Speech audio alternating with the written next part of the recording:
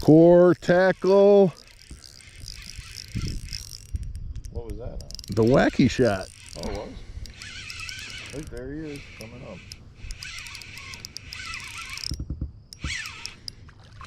John Catfish.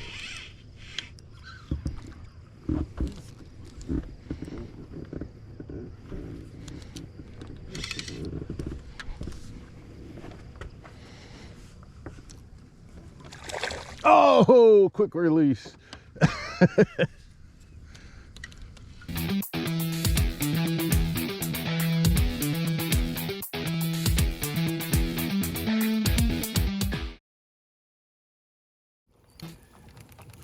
Matt Stefan here.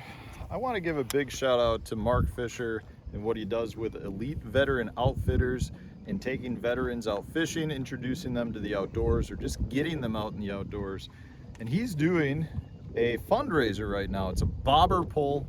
If you donate to the fundraiser, you get a bobber, I think, for every $5 that you spend. And if you're one of the first $500, he'll actually match it. So you get 2 bobbers, a lot of cool prizes, including one from Core Tackle that we donated to it. You really can't say enough good things about getting the veterans out into the outdoors. So if you want to support a very positive cause, go to Mark Fisher's channel, click on the link, that'll take you to the fundraiser, and make a donation today. I knew I should change it because we've been out for like an hour. I'm still going. I'm still going. Oh, there's one. What is it?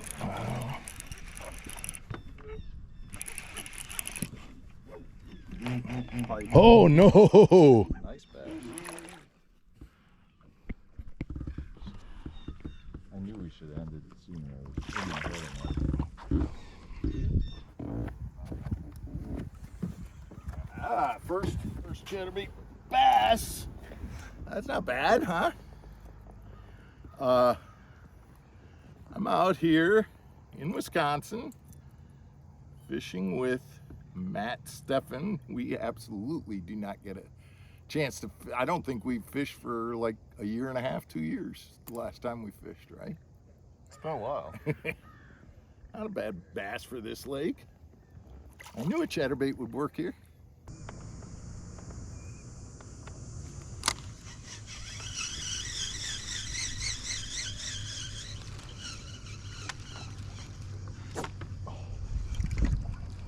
I didn't want to hit you in the head.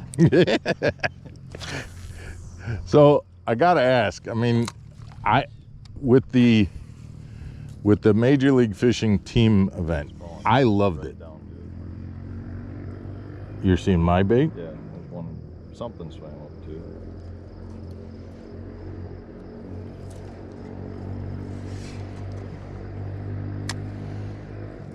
With the team event, I loved watching it. Yeah. Was it fun doing it? I would rather do that than individual tournaments. Yeah. That's what it looked like. I mean, from a fun standpoint, yeah. I mean, you know, you've got a little bit of the, you know, we're all, I don't know how to say it. I mean, we're all kind of alpha anglers, right? So yeah. You want to do what you want to do. So right. There's definitely a little bit of that give and take in terms right. of what to do, but you have that in all team tournaments. It's just fun. It's like when we used to fish team tournaments. Right. Right? It brings you back to like that, hey, you know, I'm in this with somebody else, and if I'm gonna fail, we're going down together. And but what I don't know whether the everyday guy looks at this, but one of the things that well, there were 2 things I liked. It naturally set it up where you and Drew were talking to each other. Hey, do you think we should go here? Do you think we should do this? Yeah. Do you think? And because there's 2 guys in the boat, you're having a conversation. So you don't have to wait for the cameraman to ask you a question. Hey, you're on camera. Yeah? There we go. The, as soon as we got to that point. There were 2 of them out there. Look at them, Mark. A whole bunch of them. There's a whole bunch following them. Just throw back out here. Nice little chunk. Nice. Ozark. Ozark rig. In the top of the face. Way down there. I told you it was way down there. So what I was saying is that, you know, so it naturally put you guys in a position where you were having conversations. You didn't have to be cued by your cameraman to say, hey, what are you're on, what's going on, right? Yeah, well, I mean, honestly, you forget the camera guy's even there. Yeah. A lot more. Because you're having discussion with somebody else who's in your boat versus talking, feeling like you have to talk to the camera. Right. And so the conversations are actually, you know, they're real, and they're real whether it's, hey, what do you think we should do, or hey, you suck, and you know, or what, you know, that situation where Drew had the fish and got it in the boat and then lost it and ran around the front. Yeah. That was hilarious. I mean, it's different. You don't ever feel like you get to fish a tournament like that, where it's fun, it's still serious, but it's definitely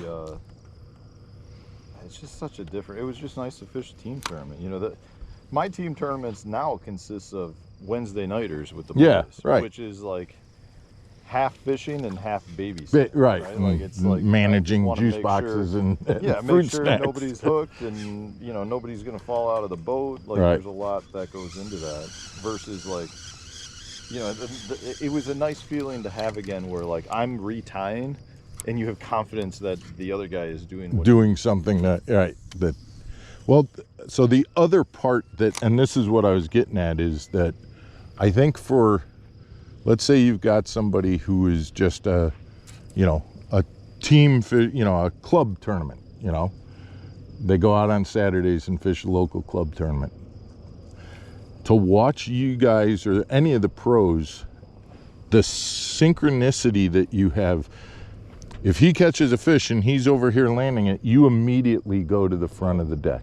You or help land it if that's what was called for. But you guys have enough experience where if you, and this is why I don't know if people really watch it, but because it's unspoken, but if you can watch it, it's really important. It didn't matter, oh, you're on the front or I'm on the front or whatever. You just do what's best for the team. Yeah, and that was the thing. Like it was somewhat interesting for me. You know, I felt like Drew is so good at forward-facing sonar that I let him have the front of the boat almost all the time, unless there was a reason for me to take the front, and that's just because of, you know, I know it's better for our team to have him on it than me. As much as there were times I would want to run it, but it was just like, you know what, it's a team environment. You take a little bit of a back seat at times, and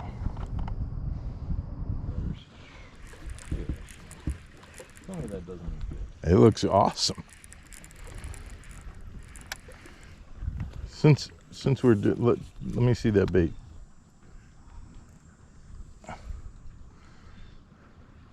This is the part that I get asked the most questions about, is do you come through the nose? No, I go through the top, right? Yeah.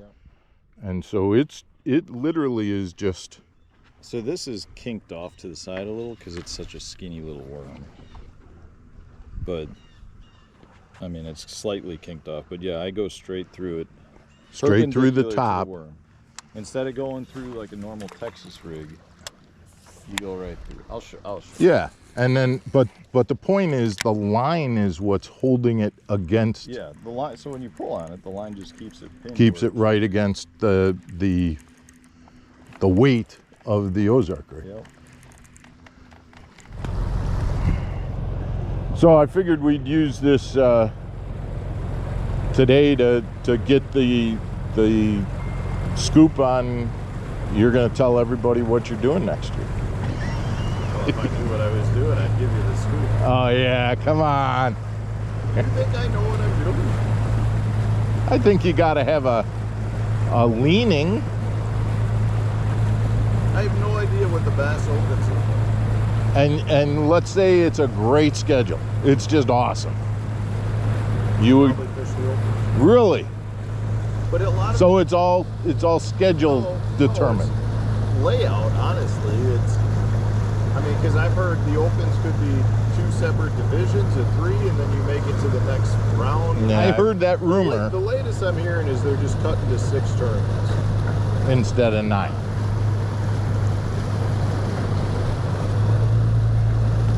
And that would you would like that more than the 9, right? Yes. So we've talked about core tackle a little bit and how to rig the Ozark rig. We talked about the Matt Stefan gossip about what you're doing next year, which you haven't really given me much, but There is no gossip. that's awful. Because people want to know, Matt. They really want to know. And you're just holding out. I'm not holding out. You just don't know. I literally haven't. I will not even contemplate it until I know what the schedule is. Well, but the information that you gave us is that if the schedule's good, you're thinking about going to the Opens. I'm thinking about the invitationals, the Opens, and NPFL. And not fishing tournaments. All 3. Yeah. 4 of them. 4. Yeah. Right. All 4. Well, that really narrows it down.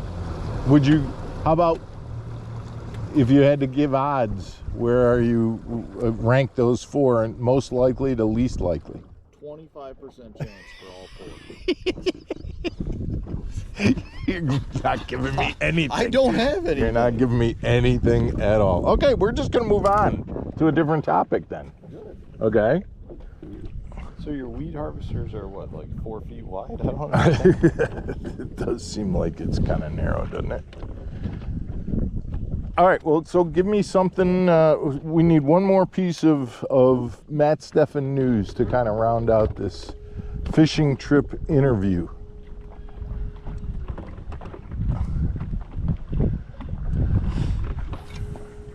I'm pretty news-free right now. Boys are going back to school. Yeah, that'll lead to me getting more on the water videos. Okay, which I'm looking because forward now you got the opportunity when they go to school, you you like can 3 hours a day. drop them off Yeah. with the boat Boat in tow. drop them Get off some- at school, get and some funny looks yeah, from the other parents. uh-huh. Or dropping off and going to work. And I look at them and I say, I'm dropping off, going to work, just like you. Yep. And then you snicker. I mean, I'm not going to say I don't enjoy it. Boys, I think, are not real happy, though, when they drop them off that way. And you're going fishing and they got to go to school? Yeah. Yeah. So just from a standpoint of making it back to bass or BPT, do you think your odds are better going through the invitationals to BPT or opens to bass? I really don't know. I mean, I feel like part of that'll come down to, if one of them does get rid of forward facing, I think right now the majority of the younger hotshot kids that are phenomenal anglers are fishing bass. Well, if the younger generation is more tied to forward facing, which I believe they are, and MLF gets rid of or bans it or limits it at the top of the level, which I believe they are doing for one period, I think that solidifies a lot of those potentially those younger kids as wanting to fish with bass, and it may transfer some kids that were fishing the really good scopers from MLF to bass, which makes me potentially want to fish MLF more because I know it's not my strong suit. And I mean,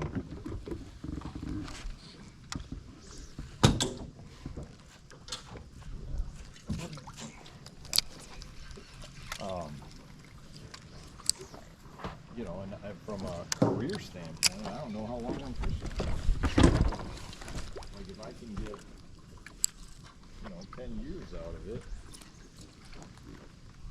you know, I guess what I'm saying is if you're a young kid coming up and you're putting all your marbles into forward facing, you might want to look at your career as a 30-year career. My career is, you know, right in the middle, if not potentially on the downslope in terms of longevity wise. So from that standpoint, I don't really care. Like if I don't have to learn forward facing, I don't know. I really don't know. Like I mean, that's the thing. Like I in a strictly forward facing sonar tournament, I tend to do just fine. Like I've cashed checks. 2 of the tournaments I cashed a check in this year were strictly forward facing sonar tournaments. I didn't crush it, but I held my own. I've heard that so much though from guys saying, listen, you have to be either all in or all out. You to divide your efforts. Oh, am I going to use scope this tournament or am I going to use traditional methods? If you do that, you're not going to do well either way. Well, do you agree with that? I agree with it from the standpoint of the tournaments that I cashed checks in when I was scoping. They were events where I pretty much was like, I'm scoping the whole tournament, the whole practice. And when you don't, you know, if you're bouncing around every week, you know, you're probably spreading yourself out pretty thin. So I do tend to agree with it. What I'm not like 100% against scoping, and I'm not 100% for scoping. I think there are things that probably need to be adjusted. From a fun fishing standpoint, go for it. I'm all for it. Like it's really more a question of, as a professional tournament tool, is it too strong of a tool? You know, does it fall in line with some of the other sports having rules and limitations on equipment? And that's, you know, I don't know that I even have an answer to that yet, because you're not talking about aluminum bats, you're talking about technology. The technology is only going to continue to get better. Right. So, you know, I don't know. Like it actually bothers me when I meet people that are so one-sided on it, because I think there's a lot more to it than, you know, you're the devil if you use it. There we go. Now you know there's another fish underneath that pontoon boat. We're not going to go for him. We're just going to pass him up.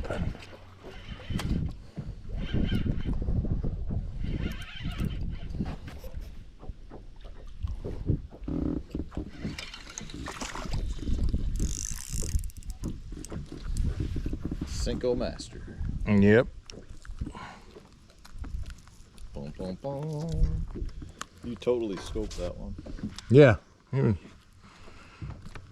Straight up scoper. Mark Fisher.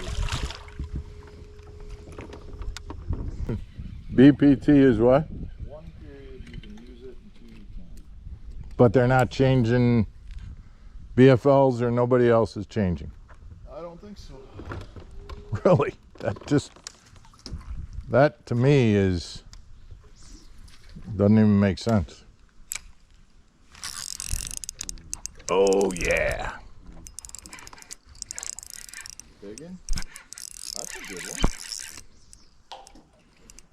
That's a nice one.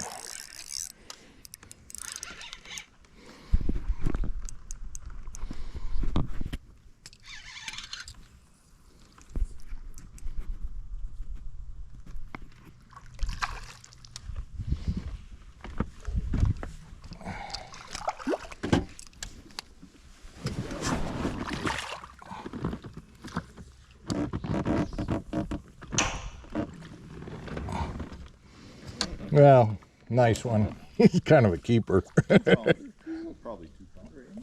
Big turtle. Big soft shell.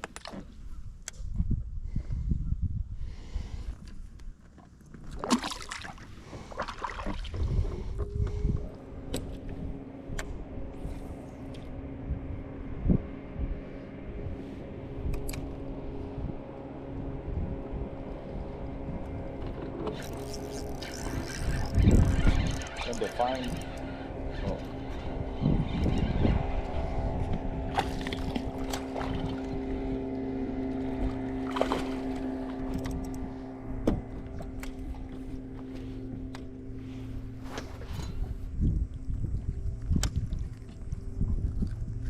That's a pretty big boat lift.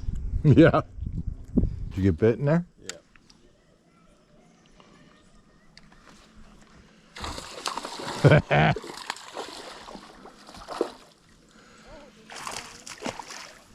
Oh, another diesel.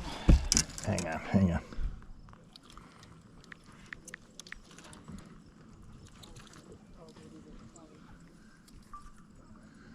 There you go. And that was on the Ozark, That right? was the Ozark. Oh, look at that.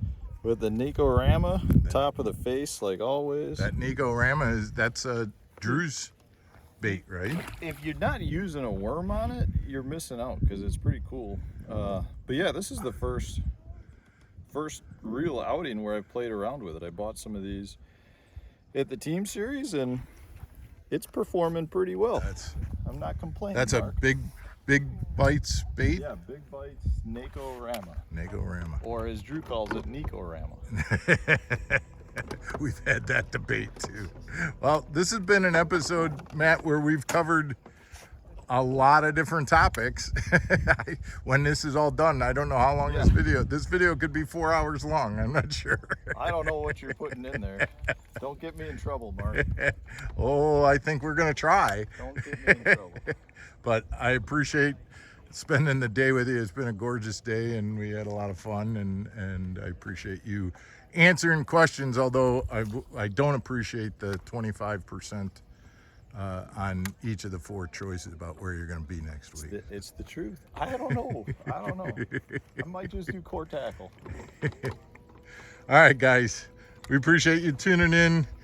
Thanks again, and we will be back tomorrow for another episode of Mark Fisher Outdoors. Take care, everybody.